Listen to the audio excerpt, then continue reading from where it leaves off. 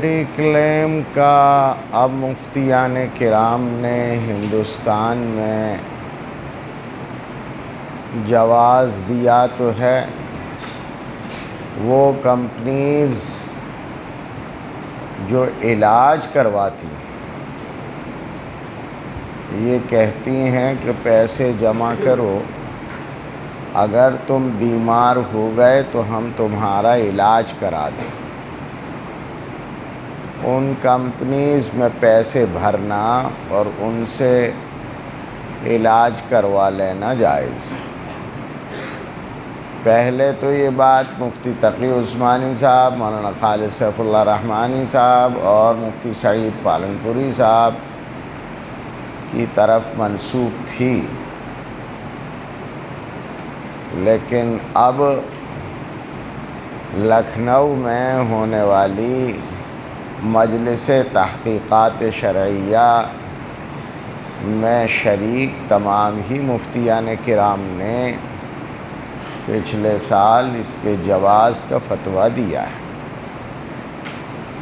ہم تو پچھلے سالوں میں بھی اس بات کو کہہ چکے ہیں کہ ہندوستان کے حالات، علاج کی مہنگائی اور حکومت کی طرف سے جو کارڈز ایشو کیے گئے ہیں ان میں پوری بیماریوں کا شامل نہ ہونا، یہ بہت سی ایسی وجوہات ہیں جو ہمیں مجبور کر رہی ہیں اس بات پر کہ جب تک کوئی حلال شکل موجود نہیں ہے تب تک کے لیے مجبوری میں اس شکل کو اختیار کیا جائے. خاص طور سے اس وقت میں جب کہ وہ کمپنی علاج کرا رہی ہو، پیسے ہاتھ میں نہ دے رہی. پیسے لے کر پیسہ دے گی تو کم لے کر زیادہ دے گی، بیاج ہوگا، لیکن وہ پیسہ نہیں دیتی، علاج کراتی ہے، ڈائریکٹ ہاسپٹل کو پیمنٹ کرتی ہے، اپنے بلبوتے پر علاج کراتی ہے. ان کے یہاں انشورنس کرانے کا جواز ہونا چاہیے. بہت سے لوگوں کو اس جواز پر ابھی بھی اعتراض ہے، وہ اپنی جگہ ہے. جن لوگوں کو ہے انہیں اپنے فتوے پر عمل کرنا چاہیے. چونکہ اجتماعی فتویٰ ایک جواز کا آ گیا ہے، عوام الناس اس پر عمل کر سکتے ہیں. جی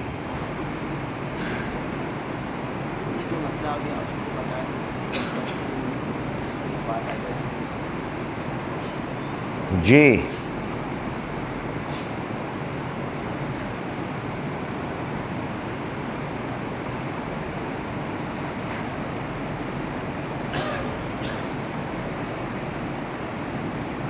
مسائل ختم.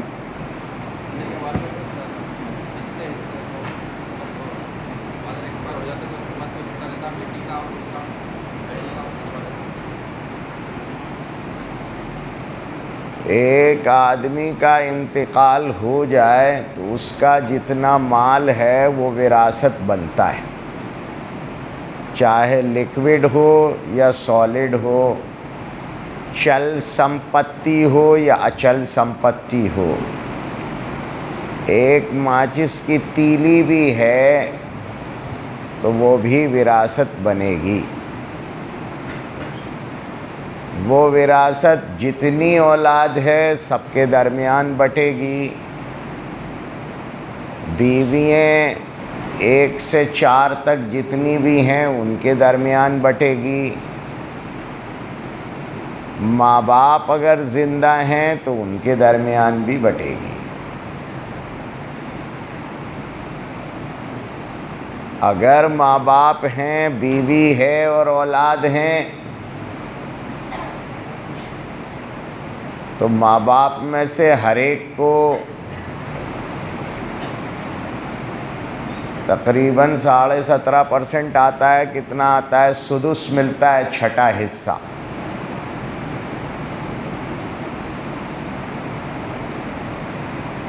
بیوی کو اگر اولاد موجود ہے تو 12.5% ملتا ہے، اور اگر اولاد نہیں ہے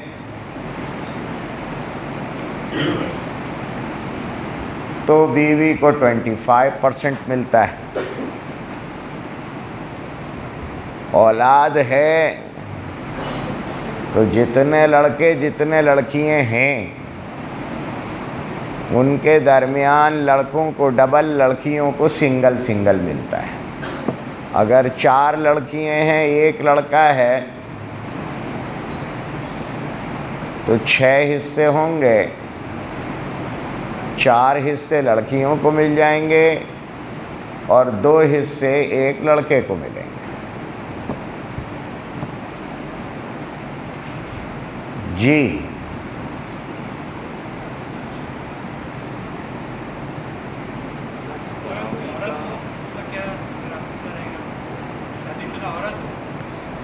چاہے شادی شدہ ہو چاہے غیر شادی شدہ ہو، اگر وہ بیوی ہے تو اس کا حصہ ہے، اگر وہ ماں ہے تو اس کا حصہ ہے، اور اگر وہ بیٹی ہے تو اس کا حصہ ہے۔ اگر ماں ہے اولاد نہیں ہے تو 1/3 ملے گا، اگر ماں ہے اور اولاد بھی ہے مرنے والے کی تو اس کو 17.5% مل رہا ہے۔ اگر وہ بیوی ہے اولاد نہیں ہے تو 25% مل رہا ہے، اولاد ہے تو 12.5 12.5% مل رہا ہے۔ اگر وہ بیٹی ہے تو جتنا ایک بھائی کو ملے گا اس کا آدھا اس کو ملے گا۔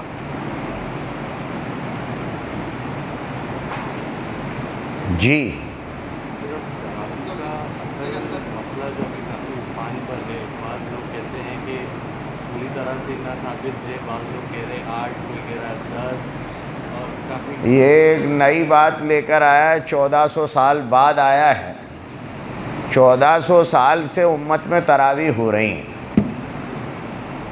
1400 سال سے امت میں تراویح ہو رہی ہیں۔ رسول اکرم صلی اللہ علیہ وسلم کی حیات طیبہ میں بھی صحابہ اپنی اپنی پڑھ رہے تھے۔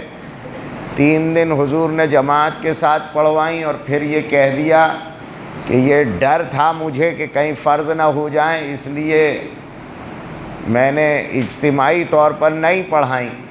تو پھر صحابہ اپنے اپنے طور پر پڑھ رہے تھے۔ دور صدیق میں بہت سارے فتنے کھڑے ہو گئے تھے، ان کو ختم کرنے میں دور صدیقی پورا ہو گیا۔ دور فاروقی میں حضرت عمر رضی اللہ تعالی عنہ نے فرمایا کہ جب حضور نے یہ فرمایا تھا صلی اللہ علیہ وسلم کہ میں نے اس لیے نہیں پڑھی کہ یہ ڈر تھا کہ کہیں تم پر فرض نہ کر دی جائے، تو فرض تو حضور پر ہوتی، حضور پر وحی نازل ہوتی۔ اب جب وحی نازل ہونا بند ہو گئی ہمیشہ کے لیے تو اب کوئی دوسرا فرض تو کرے گا نہیں، تو وہ جو ڈر تھا حضور کا وہ ختم ہو چکا، تو اب اطمینان سے پڑھو۔ تو حضرت عمر رضی اللہ تعالی عنہ نے سب کو گھروں سے نکال کر مسجد میں جمع کر دیا اور 20 رکعت تراویح شروع ہو گئی۔ سارے صحابہ نے اسے تسلیم کر لیا۔ حضرت عمر نے فرمایا اس میں پورا قرآن پڑھو۔ لوگوں نے کہا پورا قرآن؟ کا رسول اکرم صلی اللہ علیہ وسلم فرماتے تھے کہ ہر سال جبرائیل آتے تھے، مجھے دور کراتے تھے، میرا سنتے تھے، مجھے سناتے تھے۔ جس سال وفات ہوئی ہے اس سال 2 بار دور کرایا ہے، تو یہ سننا سنانا تھا نبی پاک صلی اللہ علیہ وسلم کا اور جبرائیل علیہ السلام کا۔ اس سننے سنانے کو اس امت میں باقی رکھو، پورے قرآن کو، اس طرح کہ امام سناتا رہے تم سنتے رہو۔ تو اس سنت پر بھی عمل شروع ہو گیا اور تراوی 20 رکعت تب سے لے کر آج تک پوری امت پڑھتی چلی آ رہی ہے، کبھی بھی آج تک، اور ابھی یہ کورونا سے پہلے تک حرم پاک میں کبھی ایسا نہیں ہوا کہ 20 رکعت سے کم تراوی ہوئی ہو، سب پڑھتے تھے۔ اب یہ یوٹیوبرز آ گئے ہیں، ان کو اسلام ختم کرنا ہے، یہ ایسا ان کا سوچنا ہے، اس لیے اب پورے اسلام کے بارے میں تو یہ اکٹھا نہیں کہتے کہ پورا اسلام غلط ہے، لیکن روزانہ ایک ایک چیز کے بارے میں کہتے ہیں۔ یہ مٹائیں گے ضرور، ایک ہی کام کریں گے، کنفیوز کرنے کا۔ پلیٹ فارم بھی وہی ہیں، لوگ بھی وہی ہیں، کنفیوز کرنے والے، کٹوتی کرنے والے، کمی کرنے والے، اعتماد ختم کرنے والے۔ اگر غلط تھا تو صحابہ سے زیادہ تو ہم اسلام کو نہیں جانتے۔ صحابہ اپنے دور میں پڑھ رہے ہیں اور سارے صحابہ اکٹھے ہو کر پڑھ رہے ہیں، جبکہ ابھی دوپہر میں روایت سنی، رسول اکرم صلی اللہ علیہ وسلم نے فرمایا تھا کہ ہر زمانے میں میری امت میں ایسے لوگ رہیں گے جو کسی مخالفت کی پرواہ نہیں کریں گے، صحیح اسلام پر چلتے رہیں گے۔ صحابہ تو ان کے امام تھے، صحابہ کسی صحابی سے ڈرنے والے نہیں تھے، کسی طاقت اور حکومت سے ڈرنے والے نہیں تھے، وہ اپنی بات کہتے تھے۔ خود زوجہ مکرمہ حضرت عائشہ صدیقہ رضی اللہ تعالی عنہا رسول اکرم صلی اللہ علیہ وسلم کے بعد 40 سال یا اس سے زائد حیات رہیں، اور مسجد نبوی میں تراویح ہوتی رہی اور 20 رکعت ہوتی رہی۔ یہ حضرت عائشہ وہ تھیں جن کے بارے میں حضور نے فرمایا تھا کہ ان سے 2/3 دین لے لینا۔ وہ لوگ جن سے پورا اسلام ملا ہے، عبداللہ ابن عمر ہوں، عبداللہ ابن عباس ہوں، عبداللہ ابن زبیر ہوں، حضرت عائشہ ہوں، حضرت عمر ہوں، حضرت ابو بکر ہوں، حضرت عثمان ہوں، حضرت علی ہوں، حضرت انس ابن مالک ہوں، یہ تو وہ لوگ ہیں نا جن سے سب سے زیادہ روایتیں ہیں۔ ابو موسیٰ اشعری ہوں، یہ سب وہ لوگ ہیں جن کو حضرت رسول اکرم صلی اللہ علیہ وسلم نے اپنی حیات طیبہ میں فتویٰ دینے کی سند دے دی تھی، اور بعد میں فقہائے صحابہ رہے ہیں۔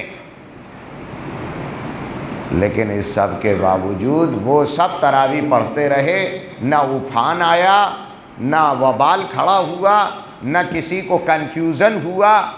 کسی صحابی کا یہ بیان نہیں ملتا حضرت عمر کے دور کے بعد کہ میں یہ 20 رکعت تراویح کو صحیح نہیں مانتا، ایک صحابی کا بھی نہیں مل رہا ہے ہمیں۔ دوسری دنیا میں ہم تک آتے آتے 4000 کلومیٹر تراویح چلی، تب ہم تک پہنچی ہے۔ اس 4000 کلومیٹر میں عراق بھی آیا، ایران بھی آیا، سارے ممالک آ گئے، اتنے سب، اور سب میں تراویح ہوتی رہی، ہوتے ہوتے ہم تک آئی ہے۔ کسی کا کوئی بیان نہیں ہے کہ ہم 20 تراویح کو حق نہیں مانتے، تراویح کو سچ نہیں مانتے۔ رافضی ہیں جو اسلام سے خارج تھے، وہ انکار کر رہے تھے تو وہ خود ہی خارج ہو گئے تھے۔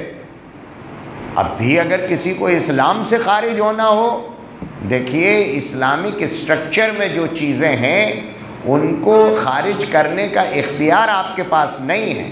آپ کو خود خارج ہونا ہے تو شوق سے ہو جائیے، لیکن آپ اسلام میں سے کسی چیز کو خارج کر دیں، یہ اختیار آپ کے پاس نہیں ہے۔ جو داڑھی لگا کر، ٹوپی لگا کر، آج کل تو بڑے بڑے قائدین آ گئے ہیں نا، کچھ داڑھی منڈا کے آتے ہیں، کچھ داڑھی رکھا کے آتے ہیں، کچھ ٹوپی لگا کے آتے ہیں، کچھ صافہ باندھ کے آتے ہیں، چاہے نماز ایک نہ پڑھیں، ان کی ایک نماز قبول نہ ہو، مسلمانیت کا ایک کہیں سے شائبہ بھی ان کے ساتھ نہ ہو، کفر ان کے زمین سے آسمان تک بھرا ہو، لیکن حلیے بنا بنا کے آتے ہیں۔ تو ہمیں ان کی ضرورت ہی نہیں ہے، ہم تو صحابہ کو دیکھ رہے ہیں۔ دور صحابہ میں کوئی کنفیوز کرنے والا موجود نہیں ہے، تو آج کا کوئی بھی بچونگڑا کھڑا ہو گیا وہ باہر چلا جائے۔ ابال عفان کہاں ہے تراویح میں؟ آج تک کسی کو نظر نہیں آیا۔ پوری امت تراویح پڑھ رہی ہے، عفان امت میں نہیں ہے۔ عفان وہ چند بچولے جو اسلام سے خارج اور کفار و مشرکین اور یہود و نصارہ کے پالے ہوئے ہیں، وہ یوٹیوب پر اچھلتے ہیں اور آپ انہیں دیکھ رہے ہیں، کیونکہ آپ اسلام کو یوٹیوب سے لینا چاہتے ہیں، جو پلیٹ فارم انہوں نے کنفیوز کرنے کے لیے بنا رکھا ہے۔ جانے پہچانے سند یافتہ بزرگوں کے معتبر لوگوں سے دین حاصل کرو جو صحابہ کی اقتدا کرتے ہیں، ان سے دین لیا جائے گا۔ غامدی صاحب بیٹھ جائیں داڑھی کٹا کے اور مرزا جھیلوی بیٹھ جائیں صافہ باندھ کے، تو ایسے لوگوں سے دین تھوڑی لیں گے ہم۔ ہمیں دین ملتا ہے جناب محمد الرسول اللہ صلی اللہ علیہ وسلم سے۔ ہمارے دین کا واسطہ ہے صحابہ کرام رضوان اللہ عنہم اجمعین، اور دین ایک دن کی پیداوار نہیں ہے، دین چلا آ رہا ہے تسلسل کے ساتھ۔ نئی بات شروع کرے وہ بھی غلط ہے، اور جو پرانی بات ختم کرے وہ بھی غلط ہے۔ جی جی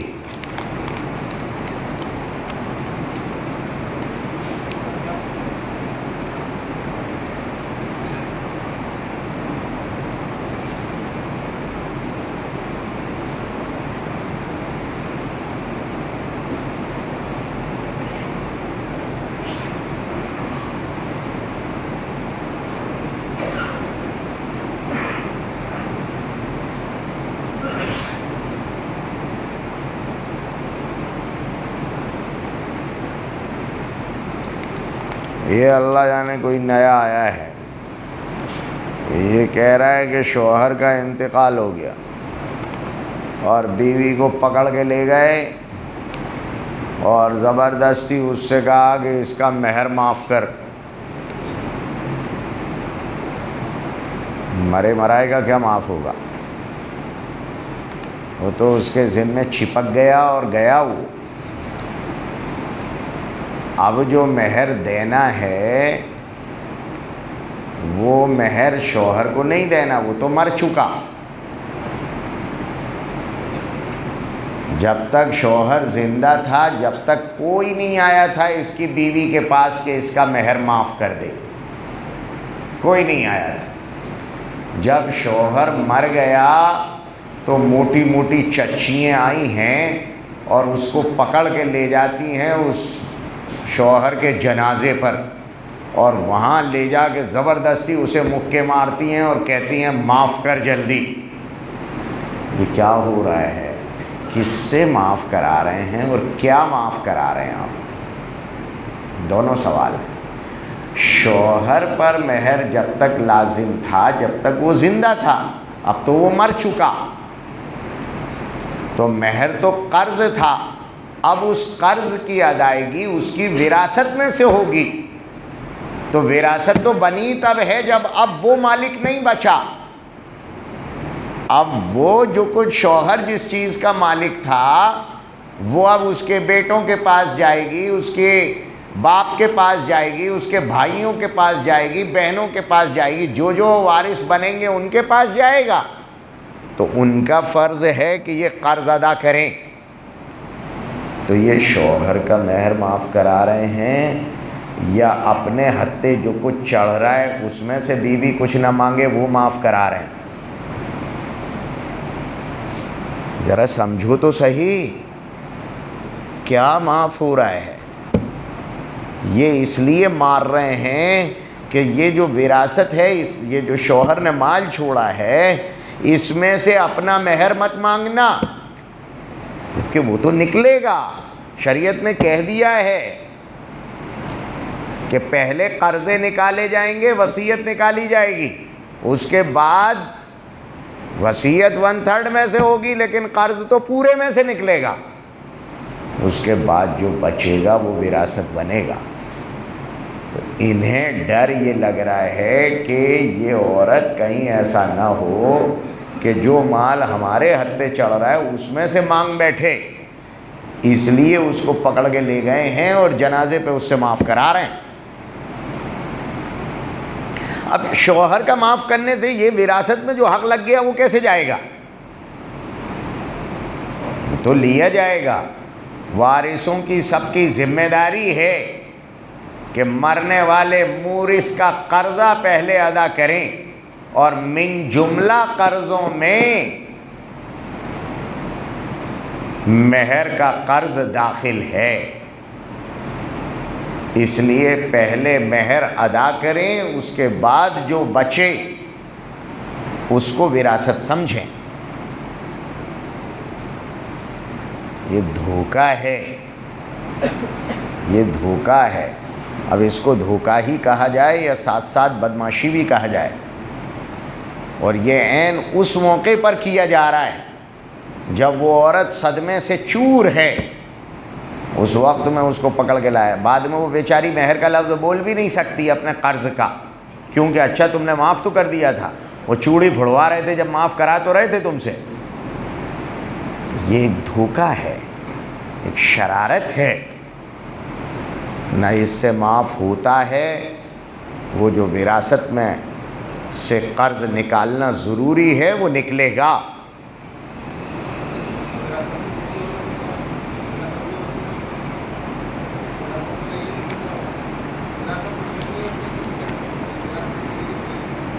وراثت میں بیٹے نے کچھ بھی نہیں چھوڑا تو قرآن نے منع کیا تھا نا ایسوں کو کہ تم نکاح کیوں کر رہے ہو۔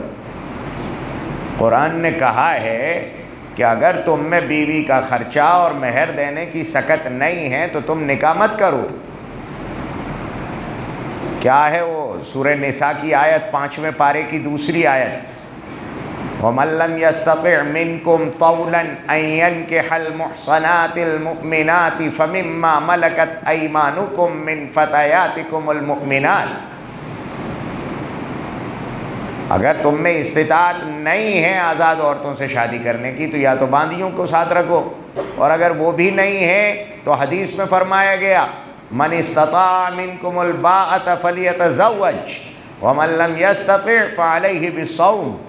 اگر نہیں ہے تمہارے بیٹے کے پاس اتنے پیسے کہ وہ مہر دے دے، نہیں ہے اتنے پیسے کہ بیوی کا خرچہ اٹھا لے، تو اس کے بارے میں کہا گیا ہے کہ روزے رکھو نا بھائی، روزے رکھو۔ اگر کوئی مر گیا تو جس طرح قرض ہوتا تو وارثوں کی ذمہ داری ہے کہ وہ قرضہ ادا کریں، ورنہ اس کی مغفرت لٹکی رہے گی۔ یہاں بھی اگر وہ مقروض مر گیا اور اس کی وراثت میں کچھ نہیں ہے تب بھی اس کے ورثاء کی ذمہ داری ہے کہ وہ قرضہ ادا کریں۔ اگر نہیں کریں گے تو وہ قرض اس کے گردن پر رہے گا، کل قیامت میں دینا پڑے گا۔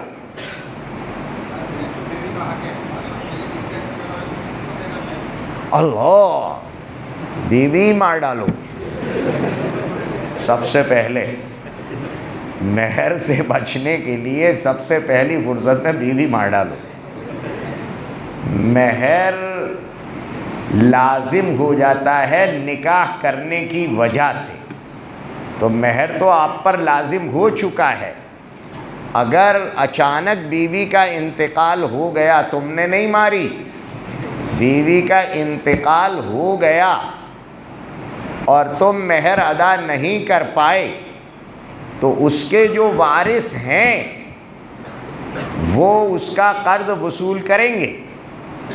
وہ اولاد ہے وہ بھی کرے گی، اس کے ماں باپ ہیں وہ بھی کریں گے، اولاد نہیں ہے تو ماں باپ وصول کریں گے، اور جو وراثت شوہر کو ملے گی اس کو چاہیے کہ وہ اس کا صدقہ کرے۔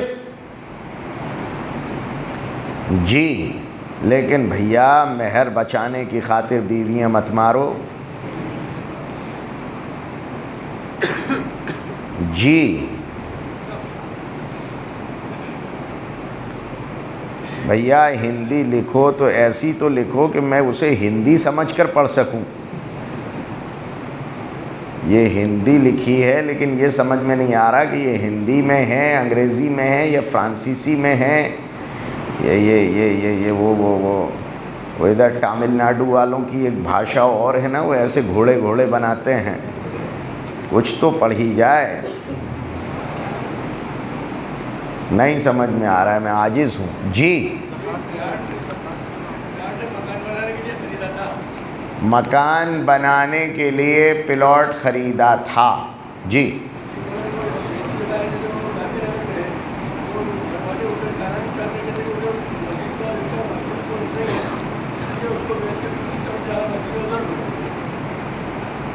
ہاں تو پہلے ڈھونڈ لو نا، بعد میں بیچنا۔ بیچ دو گے پیسے آ جائیں گے تو زکوٰۃ دی جائے گی، اگر پہلے ڈھونڈ لیا پلاٹ کے بدلے پلاٹ لے لیا تو مسئلہ حل ہو جائے گا۔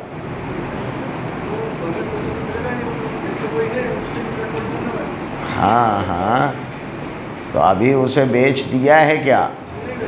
ہاں آپ نے مکان بنانے کے لیے پلاٹ خریدا تھا، اس پلاٹ پر زکوٰۃ نہیں آئے گی جو ریزیڈینشل نیت سے خریدا گیا ہے۔ ریزیڈینشل پراپرٹی پر زکوٰۃ نہیں ہوتی۔ اسی طرح رینٹل پراپرٹی پر زکوٰۃ نہیں ہوتی۔ مکان بنانے کے لیے پلاٹ خریدا تھا، اس پر زکوٰۃ نہیں آئے گی۔ جس دن سے یہ نیت کر لی کہ اب یہ پلاٹ بیچنا ہے، جب مہنگا ہو جائے گا تو بیچ دیں گے، جس دن سے یہ نیت کر لی کہ جب مہنگا ہو جائے گا تو بیچ دیں گے، ابھی نہیں بیچ رہے، کچھ اور مہنگا ہو جائے تب بیچیں گے، تو اب یہ مال تجارت کا ہو گیا۔ اگر یہ نیت نہیں ہے بلکہ بدلے میں دوسرا پلاٹ لینا ہے تو پڑا رہنے دو اس کو، اس لیے کہ ابھی آپ ڈاماڈول ہیں، اس پر ریزیڈینشل نیت ہے، صرف اس لیے نہیں لیا ہے کہ مسجد نہیں ہے وہاں۔ اگر اس علاقے میں ابھی کہیں مسجد اللہ نے بنوا دی تو پھر وہیں رہ جاؤ گے۔ تو یہ پہلے نہیں دکھا تھا کیا؟ بہرحال اس کے بدلے میں جہاں دوسرا پلاٹ لے لو وہاں مکان بنا لو جی۔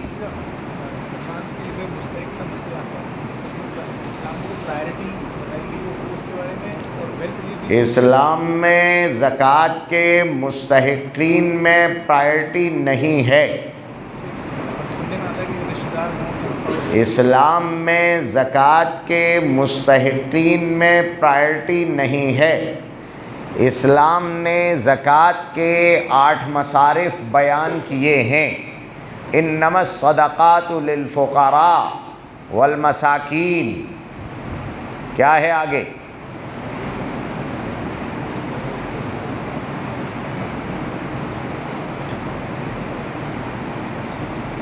سارے افلاطون بیٹھے ہیں، سارے افلاطون بیٹھے ہیں جی، اٹھاؤ، سارے ہی افلاطون بیٹھے، ایک بھی حافظ نہیں ہے۔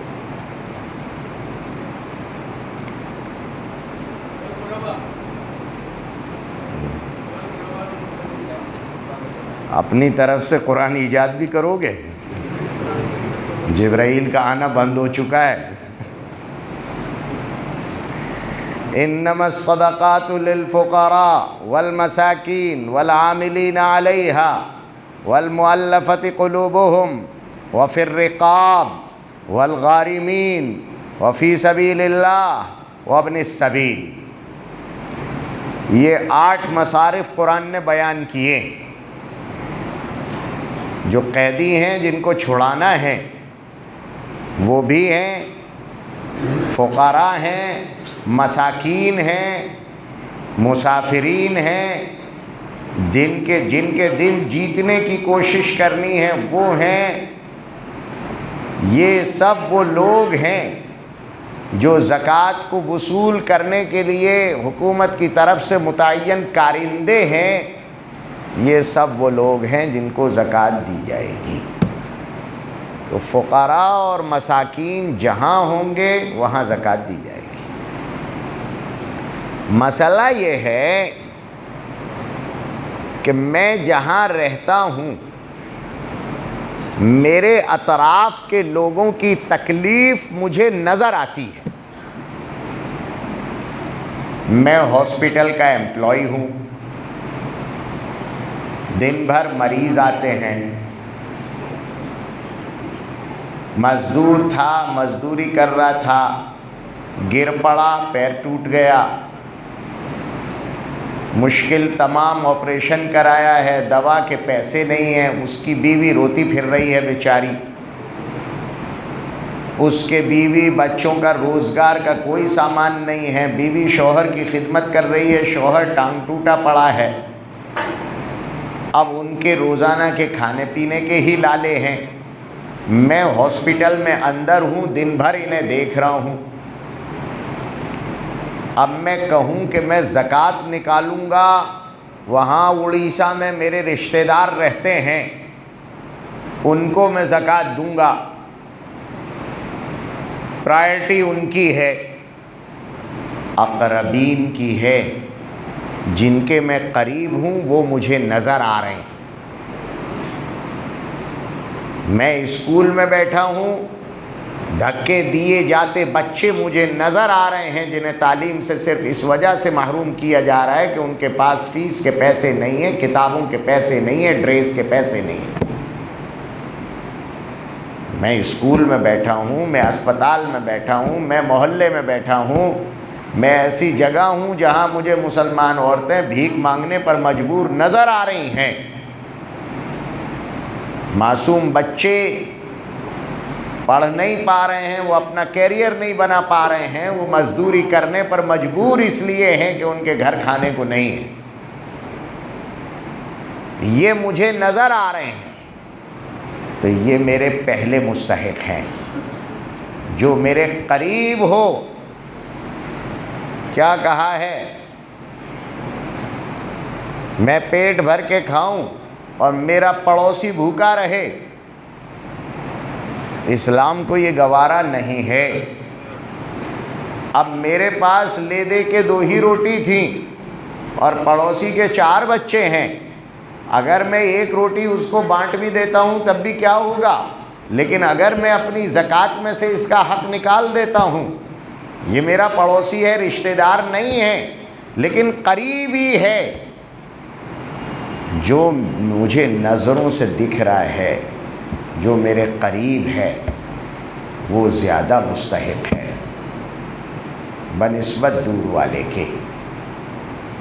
لیکن اس کا یہ مطلب بھی نہیں ہے کہ قریبوں کو اتنا دے دیا جائے اندھا دھند کہ وہ بیچ رہے ہوں، اور دوسری جگہوں سے خبریں آ رہی ہیں کہ وہ بھوکے مر رہے ہیں، تو ہم ان کا اتنا زیادہ پیٹ بھریں کہ وہ بھوکے مر جائیں.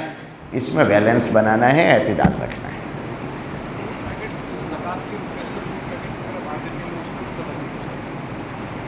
زکوٰۃ غریب کی حاجت روائی کے لیے ہے، اس سے غریب کی ضرورت پوری کی جائے گی.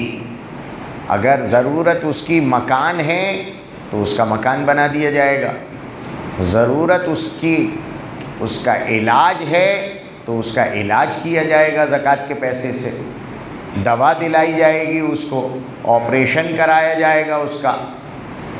ضرورت اس کی بیٹی کو سامان دینا ہے شادی میں، ورنہ سسرال والے لے نہیں جائیں گے، تو اس کے ہاتھ پیلے کرنے اور اس کی ضرورت کا سامان مہیا کیا جائے گا. ضرورت اس کے اسکول کی فیس ہے تو وہ اس کی ادا کی جائے گی. ضرورت اس کی اسپتال کا بل ہے تو وہ ضرورت پوری کی جائے گی. ضرورت اس کا کھانا ہے تو وہ دیا جائے گا. ضرورت اس کا لباس ہے تو اس کو لباس فراہم کیا جائے گا. ہر وہ چیز جس سے غریب کی ضرورت پوری ہوتی ہو وہ چیز اسے فراہم کی جائے گی. یا تو پیسہ دے دیا جائے کہ وہ خود ضرورت پوری کر لے، اور یا پھر اس کی ضرورت پوری کر دی جائے. دونوں صورتیں ہیں. جی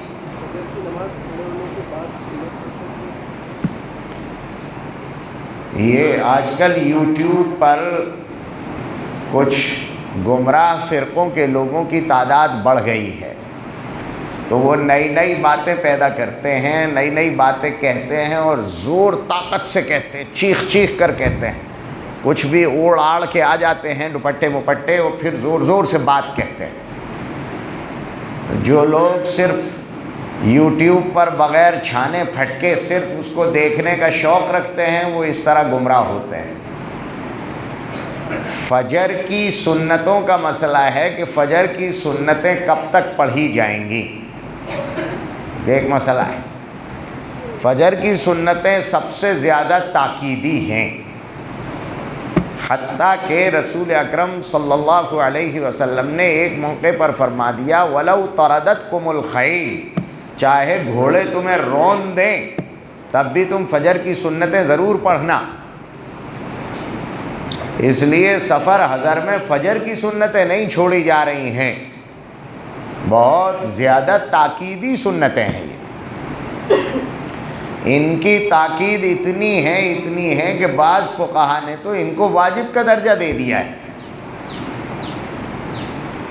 اب ادھر جماعت کی نماز واجب ہے، جماعت سے نماز پڑھنا واجب ہے، نماز فرض ہے، اس کو باجماعت ادا کرنا واجب ہے۔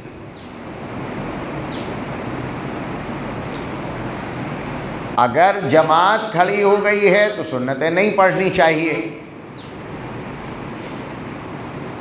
لیکن فجر میں مسئلہ یہ ہے کہ دو واجب ٹکرا گئے ہیں،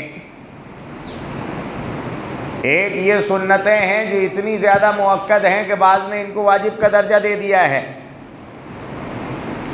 اور ایک جماعت کی نماز ہے، دو ٹکرا گئے ہیں، کس کو چھوڑیں کس کو پکڑیں؟ ظاہر ہے کہ جماعت کی نماز متفق علیہ واجب ہے، اور اس کے مقابلے میں فجر کی سنتیں بہت زیادہ تاکیدی، لیکن مختلف ہی واجب ہوگا، اگر واجب بھی ہوگا تو اپنی جگہ۔ لیکن رسول اکرم صلی اللہ علیہ وسلم کا جو معمول ہے وہ یہ کہ فجر کی سنتوں میں طویل قرات ہوتی ہے، 40 آیتیں تک پڑھی جا رہی ہیں، لمبی قرات کی جا رہی ہے، سب سے لمبی قرات فجر میں ہوتی ہے۔ اب فجر کی سنتوں میں سورتیں کون کون سی پڑھی جا رہی ہیں کہ سورہ کافرون اور سورہ اخلاص،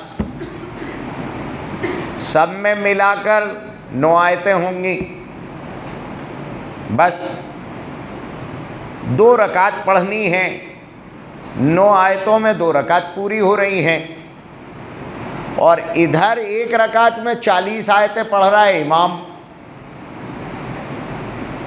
تو ہم کسی کونے کو تلاش کر اگر اپنی سنتیں پڑھ لیں اور پھر جا کر جماعت میں شریک ہو جائیں تو ہمیں دونوں مل گئے نا، سنتیں بھی مل گئیں اور جماعت کی نماز بھی مل گئی،